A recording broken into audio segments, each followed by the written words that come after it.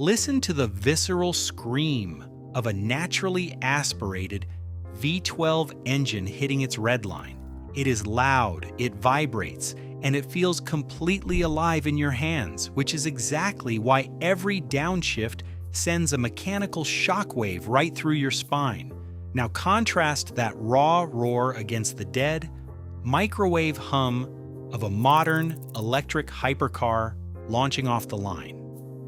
We are living through the most dramatic shift in automotive history. For decades, performance was defined by the struggle, and that meant the mechanical effort required to push a machine to its absolute limits. But the engineers decided to fix the struggle. They gave us instant power, perfect traction, and total silence, but they forgot that the noise was half the fun. We have more horsepower available today than at any point in automotive history, yet enthusiasts are walking away from the showrooms in record numbers. The fastest cars on Earth are sitting unsold on dealer lots right now because the soul of the machine has been replaced by a circuit board. Global sales for high-performance electric vehicles and traditional sports cars combined sit under 10,000 units annually, which is a staggering drop for the industry. What nobody realized at the time was that taking away those mechanical flaws would accidentally kill the entire point of driving. Which brings us to the numbers and the cold, hard reality of the modern spec sheet. To understand why this is happening, we need to look at what happens when speed becomes cheap. Let's talk about the Tesla Model S Plaid and the Porsche Taycan Turbo GT, as these two machines serve as the ultimate modern benchmarks for performance. Both of these cars are capable of doing 0 to 60 in under 2 seconds, and the Plaid specifically hits that mark in about 2.1 seconds with instant torque delivery. That sheer violence of the acceleration is undeniable, but it feels more like a carnival ride than a driving experience. You press the pedal, and all 4 tires instantly claw at the pavement while the force hits you right in the chest. Your vision blurs for a second, and while it is an incredible engineering achievement, performance is not just about straight lines. We have a massive complication here, and that is the weight crisis that no amount of software can truly hide. An electric performance car carries an extra 1,000 pounds of battery mass compared to its gas equivalent. Take a standard electric crossover, which easily weighs 500 pounds more than its gas counterpart, and then apply that extreme mass to a track car. You are essentially trying to make a heavyweight boxer dance like a ballerina, but that physics experiment just does not work when the road starts to twist. That extreme weight destroys the tactile feedback you expect, and it ruins the cornering dynamics that make driving fun. The delicate mechanical dance that traditionally defined a supercar is completely gone because you do not feel the chassis talking to you through the seat. You do not feel the tires fighting for grip through the steering wheel because the car does all the work for you. It manages traction with thousands of digital adjustments every single second, and it uses complex torque vectoring theatrics to force the car around a corner rather than relying on natural mechanical balance, which means the driver is basically just a passenger pulling a trigger. You get zero warning before you lose grip, whereas in a gas car, you hear the engine strain and feel the mechanical limits approaching before you adjust. In these electric heavyweights, it is just silent grip until you suddenly exceed the laws of physics. The plan seemed perfect, but they overlooked the fact that these cars feel heavy and isolated despite being faster on paper. The thrill fades after the first few launches, and once your brain gets used to that roller coaster drop of instant acceleration, there is nothing else left to keep you engaged. You are just sitting in a very fast, very heavy computer. The data shows that buyers are getting bored because they do a few hard runs to impress their friends, and then the magic completely disappears. Automakers know you're bored, and they realize that for many of us, the silence of a modern electric motor is actually deafening. To solve this problem, the industry has decided to just fake it. Take a look at the Hyundai Ioniq 5N, which is an incredible piece of engineering by any standard, yet it relies heavily on simulated gear shifts and pumped-in audio to make you feel something.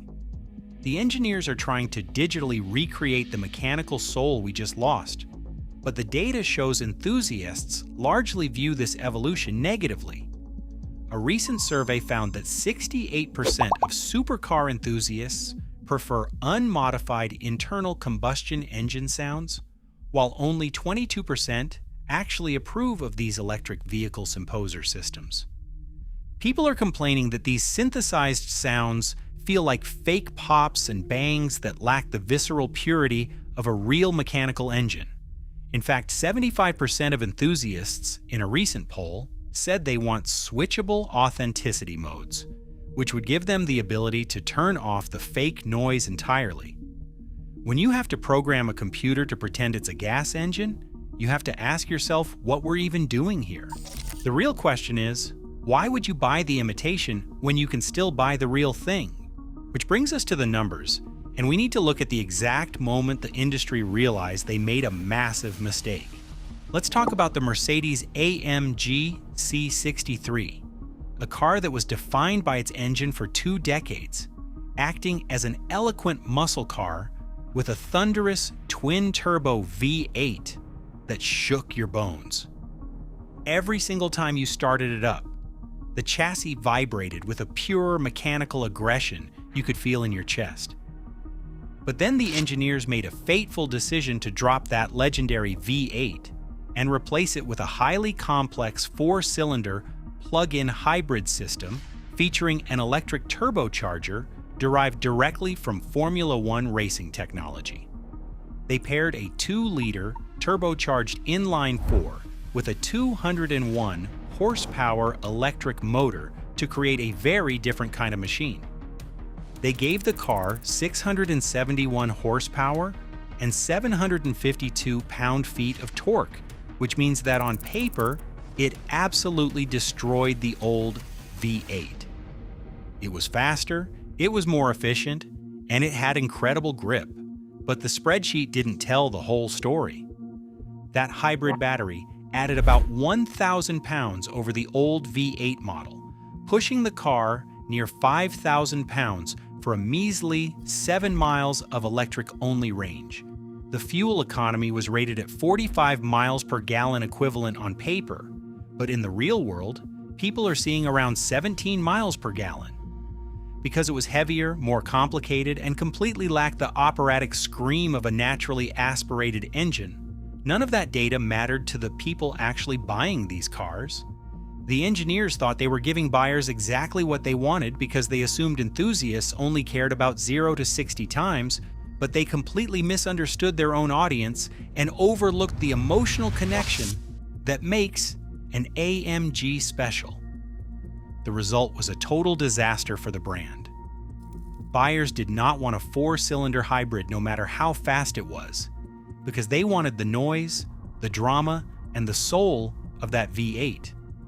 The market data is absolutely brutal right now, and inventory days on the lot have skyrocketed as a result. Dealers are begging for cars they can actually sell, but these brand new cutting-edge hybrids are just sitting there gathering dust at dealerships across the country.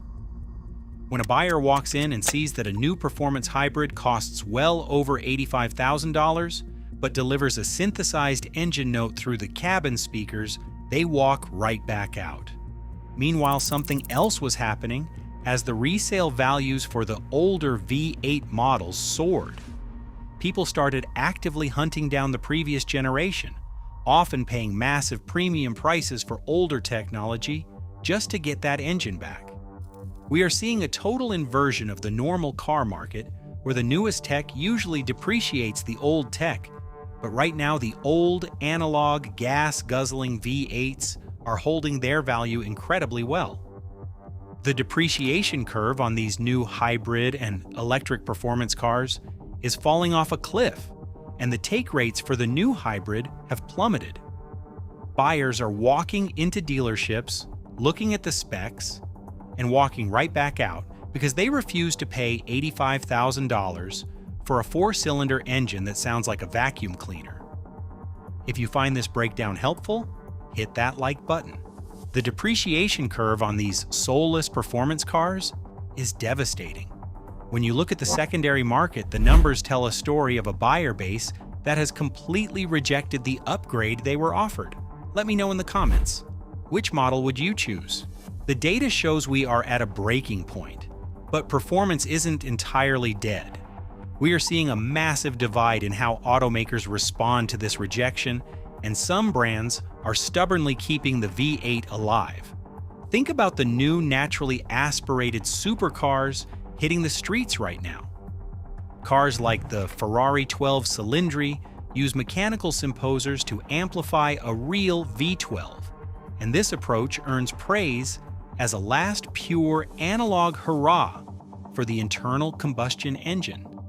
Companies are dropping massive engines into these final editions because they know exactly what you want.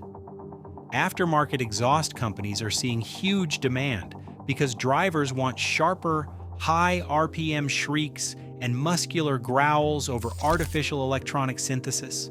These manufacturers are ignoring the trend completely and building incredible swan songs because they understand that the raw mechanical connection is what actually sells cars to enthusiasts. But wait, there is hope on the horizon for the future too. We are seeing massive investments in synthetic racing fuel, with Porsche and other giants pouring billions into this technology to keep combustion engines alive and legal. These companies want to save the sounds and the vibrations we love, and on the electric side, we have the distant promise of solid-state batteries to look forward to. Right now, standard lithium-ion packs are just too heavy for a real track day, which means they overheat quickly and completely ruin the balance of the car during tight cornering. If engineers can finally solve the weight crisis and cut 1,000 pounds out of these chassis, we might actually get an electric car that dances like a true, lightweight sports car. The bottom line is pretty simple. The auto industry spent billions forcing a massive change, but they assumed enthusiasts only cared about 0 to 60 times and thought a spreadsheet victory would be enough to win you over. But they were wrong. Speed is no longer a luxury. Think about it. Any electric family crossover you buy today can outrun a classic Italian supercar in a straight line. When speed becomes cheap and available to absolutely everyone, it completely stops being special. Character, mechanical feedback, and a screaming exhaust note are the new ultimate luxuries. People want to feel something when they drive, and they want a machine that fights back a little bit. They want to know the car has a soul before they spend their hard-earned money. Let me know in the comments. Which model would you choose? Don't miss our next deep dive. Subscribe now. And if you want to know why the BMW M3 GTR beat everyone, then disappeared, watch this video next.